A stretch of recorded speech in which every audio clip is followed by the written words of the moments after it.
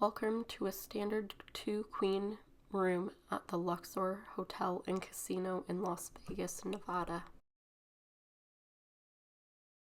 In the nightstand, there is a safe.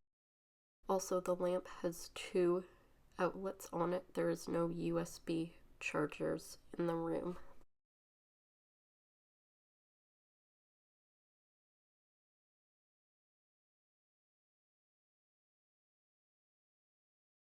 There is a desk and 2 chairs.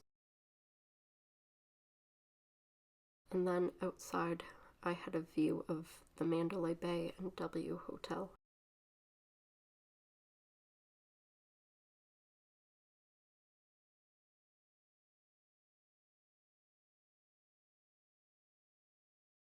There's a nice sized closet in the room.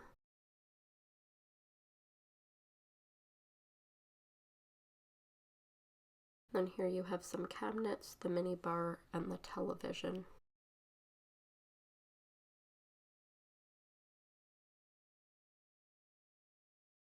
And then here's the bathroom in the room.